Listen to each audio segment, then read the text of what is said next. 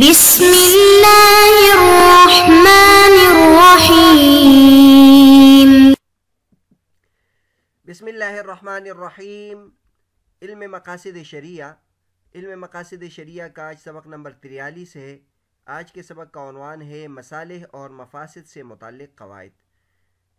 یہ مقاصد شریعہ سے متعلق اور اس کے ذیلی جو قسمیں ہیں اس کے قواعد سے متعلق مباحث چل رہے تھے۔ آج کے سبق میں ہم مصالح اور مفاسد سے متعلق جو قواعد ہے وہ ذکر کریں گے۔ پچھلے سبق میں ہم نے جو قواعد ذکر کیے تھے وہ اصول مقاصد کے قواعد ذکر کیے تھے، جن میں سے ایک قاعدہ یہ تھا کہ شارع جب کسی کو مکلف بناتا ہے تو اس میں اس کو تکلیف دینا اور اس کو تنگ کرنا مقصود نہیں ہے۔ دوسرے نمبر پر یہ قاعدہ ذکر کیا تھا کہ مصالح اور مفاسد یہ شارع کے خطاب سے متعلق ہوتے ہیں، اور تیسرے نمبر پر یہ ذکر کیا تھا کہ احکام کی وضع یہ بندوں کے مصلحت کے لیے ہوتا ہے، چاہے اس کو دنیا میں فائدہ ہو یا آخرت میں فائدہ ہو۔ اور اسی سبق میں ہم نے وسائل مقاصد سے متعلق بھی جو قواعد تھے وہ ذکر کیے تھے، جن میں ہم نے یہ کہا تھا کہ وسائل کا حکم بھی مقاصد کا ہے، یعنی جیسے مقاصد ہوتے ہیں مقاصد شریعہ، تو اس طرح وسائل بھی مقاصد میں شمار ہوتے ہیں۔ البتہ وسائل جو ہے یہ مقاصد کا کم مرتبہ ہوتا ہے۔ اور اس طرح یہ بھی ذکر کیا تھا کہ اگر کسی مقصد کے لیے دو وسیلے ہو، دو طریقوں ہو یا تین طریقے ہو، تو اس میں بندے کو اختیار ہوتا ہے کہ وہ جس چیز کو اختیار کرے۔ تو آج کے سبق میں ہم باقی قاعدوں کو ذکر کرتے ہیں، جس میں ہم مصالح اور مفاسد سے متعلق جو قواعد ہے وہ ذکر کریں گے۔ قواعد المصالح والمفاسد، اس کو آج کے سبق میں ہم ذکر کریں گے۔ تو یہ پہلے بتایا تھا کہ قواعد کی اہمیت ہے، تو اس طرح ان قواعد کی بھی اہمیت ہے۔ تو سب سے پہلے قاعدہ ہے شریعت سے دنیا اور آخرت کے مصالح متعلق ہیں۔ شریعت سے دنیا اور آخرت کے مصالح متعلق ہیں۔ وضع الشرائع انما هو لمصالح العباد فی العاجل والآجل معا، یعنی شریعت نے جتنے بھی احکامات لگائے ہیں تو اس میں بندوں کے فوائد ہیں، دنیا میں بھی اور آخرت میں بھی۔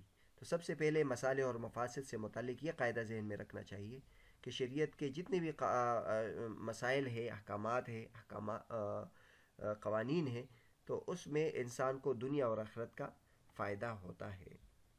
دوسرے نمبر پر ہمارے پاس قاعدہ ہے رعایا سے متعلق تمام فیصلوں میں مصلحت کا خیال رکھا جائے گا۔ قاعدۃ التصرف علی الرعیۃ منوط بالمصلحۃ، بہت مشہور قاعدہ ہے۔ یعنی جب ہم کوئی بندوں سے متعلق کوئی قانون لگائیں گے یا کوئی فیصلہ کریں گے تو اس میں مصلحت کا خیال رکھیں گے، کیونکہ جب اللہ تبارک و تعالیٰ نے اپنے احکامات میں بندوں کے مصلحتوں کا خیال رکھا ہے، تو ہم بھی جب کوئی قانون لگائیں گے، کوئی مثلا کوئی کمپنی قانون وضع کرے گی، یا مثلا کوئی حکومت قانون وضع کرے گی، کوئی ادارہ قانون وضع کرے گا، تو اس میں جتنے بھی قوانین ہوں گے اس میں بندوں کے اور رعایا کے مصلحتوں کا خیال رکھا جائے گا۔ تیسرے نمبر پر مصلحت اور فساد کے اعتبار سے طاعت اور معصیت میں کم و بیشی، یہ بھی عظیم قاعدہ ہے۔ یعنی اللہ تبارک و تعالیٰ جب کسی چیز کا حکم دیتے ہیں تو اس کو اطاعت کہتے ہیں، اور جس چیز سے روکتے ہیں اس کو معصیت کہتے ہیں۔ پھر اللہ تبارک و تعالیٰ نے درجہ بندی کی ہے، بعض چیزوں سے سختی سے روکا ہے، بعض چیزوں سے نرمی میں روکا ہے، اور بعض چیزوں کو ناپسند سمجھا ہے۔ اور اسی طرح بعض چیزوں کا حکم جب دیا ہے تو صرف اس کی ترغیب دی ہے، بعض چیزوں کا حکم دیا ہے اس کی تاکید بیان کی ہے، اور بعض چیزوں کا حکم دیا ہے اور اس سے کو نہ کرنے سے روکا ہے، اس پر عذاب کا حکم لگایا ہے۔ تو یہ درجہ بندی اس اعتبار سے ہے کہ اس چیز میں مصلحت زیادہ ہے تو زیادہ حکم سختی سے حکم دیا ہے، اور اگر اس چیز میں فساد زیادہ ہے تو سختی سے اس میں روکا ہے۔ تو مصلحت اور فساد کے اعتبار سے طاعت اور معصیت میں کمی بیشی آتی ہے۔ قاعدہ نمبر 4 ہمارے پاس ہے احکام شریعہ میں تمام افراد میں یکساں مصلحت ضروری نہیں۔ یہ بہت عظیم قاعدہ ہے، اور بعض مرتبہ انسان کو اس سے غلط فہمی ہوتی ہے۔ ہم جب یہ کہتے ہیں کہ اللہ تبارک و تعالیٰ نے جتنے بھی احکامات لگائے ہیں اس میں بندوں کے فوائد ہیں، بندوں کا فائدہ ہے، تو کبھی کبھی ایک فرد کو اس سے فائدہ نہیں ہوتا۔ تو یہ قاعدہ ہے ہمارے پاس کہ جو احکام شریعہ ہے اس میں جو مسالے ہیں اس میں ہر فرد کا فائدہ ہو، یہ ضروری نہیں ہے۔ مثلا اب سود میں دیکھ لیں، تو سود میں شریعت نے روکا ہے کیونکہ اس میں نقصان ہے، تو ہر ایک کا تو نقصان نہیں ہے، بعض کا اس میں فائدہ ہوتا ہے، بعض کا نقصان ہوتا ہے۔ اس طرح شریعت نے جس چیز کا حکم لگایا ہے کاروبار کا کہ صدق کے ساتھ اور امانت داری کے ساتھ تم کام کرو تو اس سے تمہیں فائدہ ہوگا، تو بعض مرتبہ انسان کو اس کا نقصان ہوتا ہے۔ تو ہر فرد میں اس کا یعنی مصلحت کا ہونا ضروری نہیں ہے، لیکن کلی طور پر اور عام طور پر ایسا ہوتا ہے، اس لیے شریعت اس کے مطابق حکم لگاتی ہے۔ اور یہ مشہور بات ہے کہ استثناءات ہر باب میں ہوتی ہے۔ ہمارے جو قواعد ہے یہ اکثری کے اعتبار سے بعض مرتبہ جو ہمارے مصلحت ہوتے ہیں وہ مثلا ہم کوئی موٹر سائیکل چلائے تو ہم اس پہ پابندی لگاتے ہیں کہ آپ ہیلمٹ پہنیں، کیونکہ ہیلمٹ کے ذریعے سے اگر ایکسیڈنٹ ہو جائے تو اس کے خطرات کم ہوں گے۔ اب ایک شخص ہے اس نے ہیلمٹ نہیں پہنا اور کا ایکسیڈنٹ ہوا ہے لیکن اس کو کچھ نہیں ہوا، اور ایک شخص ہے اس نے ہیلمٹ پہنا ہے، اس کے باوجود وہ جان سے گیا اور وہ مر گیا۔ تو یہ جو ہمارے قواعد ہوتے ہیں یہ اکثری اور کے اعتبار سے ہوتے ہیں، اور عموماً یہ دیکھا گیا ہے کہ جو بندہ ہیلمٹ پہنتا ہے اور اس کا ایکسیڈنٹ ہوتا ہے تو اس کا سر محفوظ ہو جاتا ہے اور بڑے نقصان سے وہ بچ جاتا ہے۔ تو اس طرح شریعت کے بھی احکامات ہیں۔ اور قواعد ہمارے پاس ہے مصالح اور مفاسد کے درمیان موازنہ اور ترجیح کے اعتبار سے بھی قواعد ہے۔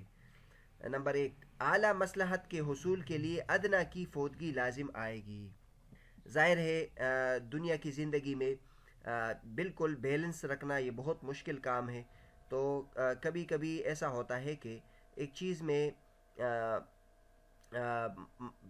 دو چیزوں میں مصلحت ہے، لیکن ایک چیز میں جو مصلحت ہے وہ عظیم مصلحت ہے، تو اس عظیم مصلحت کے لیے چھوٹے مصلحت کو ہم قربان کریں گے۔ اس کی کئی مثالیں ہمارے پاس ہیں۔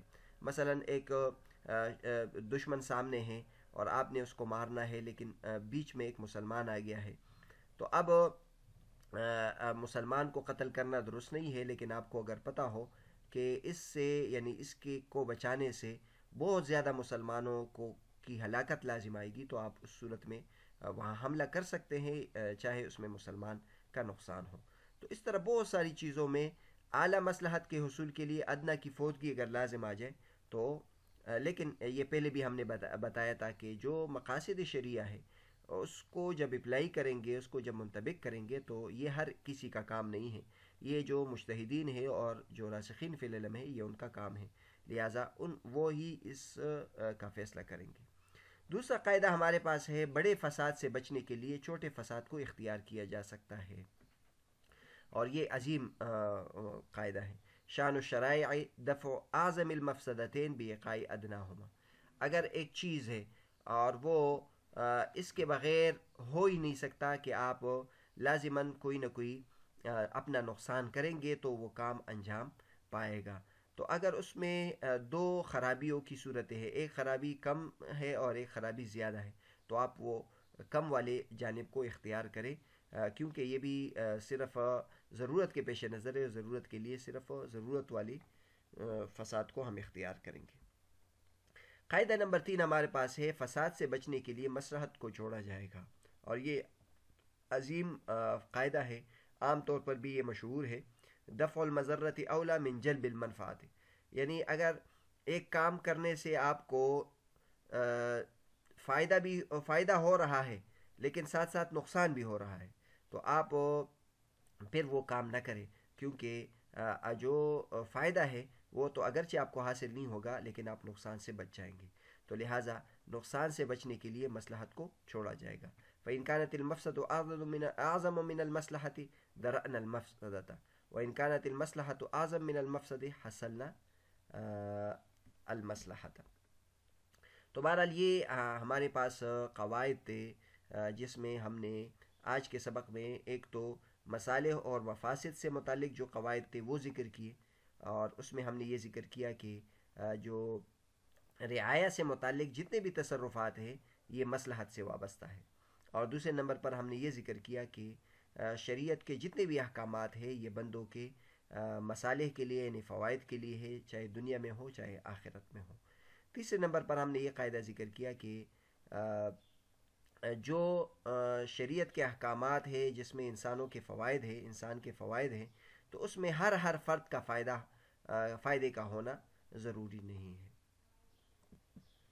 دوسرے نمبر پر پھر ہم نے یہ بحث ذکر کی کہ مصالح اور مفاسد کے درمیان ترجیح سے متعلق قواعد۔